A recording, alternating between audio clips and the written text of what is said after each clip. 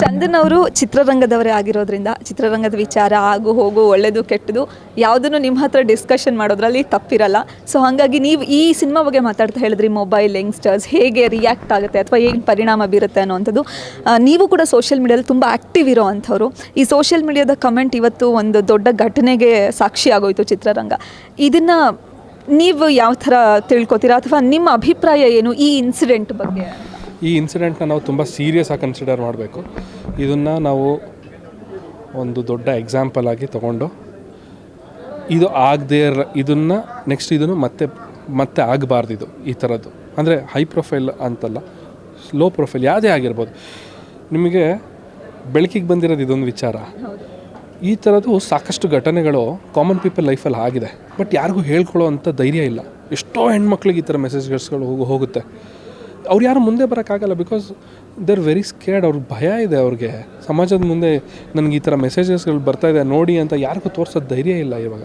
So ಇದಕ್ಕೆ ಖಂಡಿತವಾಗ್ಲೂ ಸರ್ಕಾರದವರು, ಭಾರತದ ಸರ್ಕಾರದವರು ಯಾವ ರೀತಿ ಟಿಕ್ಟಾಕ್ನ 2 ಸೆಕೆಂಡ್ ಥಾಟ್ ಇಲ್ದಲೆ ಯಾವ ರೀತಿ ಟಿಕ್ಟಾಕ್ನ ಬ್ಯಾನ್ ಮಾಡಿದ್ರು, ಅದೇ ರೀತಿ ತುಂಬ ಕಠಿಣವಾಗಿ ಇದೊಂದು ಕ್ರಮ ತಗೊಳ್ಳೇಬೇಕು. ಒಂದು ಹೊಸ ಲಾ ಆ್ಯಂಡ್ ಆರ್ಡರ್ ಬರಬೇಕಾಗಿದೆ ಈ ರೀತಿಯಾಗಿದೆ. ಅಂದರೆ ಕೆಲವು ವರ್ಷಗಳ ಹಿಂದೆ ನನಗೂ ಕೂಡ ನನ್ನ ಫೇಸ್ಬುಕ್ ಅಕೌಂಟ್ ಹ್ಯಾಕ್ ಆಯಿತು. ನನಗೆ 10 ಲಕ್ಷ ಜನ ಫಾಲೋವರ್ಸ್ ಇದ್ದರು ಫೇಸ್ಬುಕ್ ಅಕೌಂಟಲ್ಲಿ. ಅಂದರೆ ತುಂಬ ಬೇಜಾರಾಗ್ಬಿಟ್ಟೆ. ಯಾರೋ ಒಬ್ಬ ವಿಯೆಟ್ನಾಮಲ್ಲಿ ಕೂತ್ಕೊಂಡು, ಅಲ್ಲಿ ವಿಯೆಟ್ನಾಮಲ್ಲಿ ಹ್ಯಾಕಿಂಗ್ ಲೀಗಲ್ ಇದೆ ಆ ದೇಶದಲ್ಲಿ, ಅಲ್ಲಿ ಆ ಲಾನೇ ಹಂಗಿದೆ. ಸೊ ಅವನು ಯಾರೋ ನನ್ನ ಅಕೌಂಟ್ ಹ್ಯಾಕ್ ಮಾಡ್ದ. ನನ್ನ ಹತ್ರ ಇದ್ದಿದ್ದು ಫೋಟೋಸು ನಾನು ಎಲ್ಲ ಡಿಲೀಟ್ ಮಾಡಿಬಿಟ್ಟ ಕಂಪ್ಲೀಟಾಗಿ. ನನ್ನ ಮೆಮೊರೀಸೇ ಇಲ್ಲ, ನನ್ನ ಹಳೆ ಫೋಟೋಸ್ ಎಲ್ಲ. ಆಮೇಲೆ ಪೊಲೀಸ್ ಕಂಪ್ಲೇಂಟ್ ಕೊಟ್ಟೆ. ಪೊಲೀಸ್ ಕಂಪ್ಲೇಂಟ್ ಕೊಟ್ಟು 1 ವರ್ಷ ಕಾದೆ, ಏನು ಅದು ಅವ್ರ ಕಡೆಯಿಂದ ರೆಸ್ಪಾನ್ಸ್ ಬರಲಿಲ್ಲ.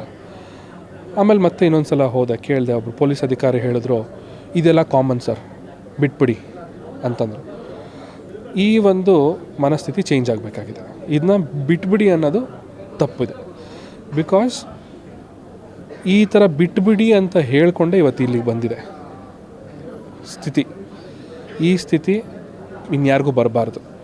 ಸೊ ಹಾಗಾಗಿ ಇದಕ್ಕಾಗಿ ಒಂದು ಸ್ಪೆಷಲ್ ಆಗಿರುವಂಥ ಲಾ ಬರಬೇಕಾಗಿದೆ.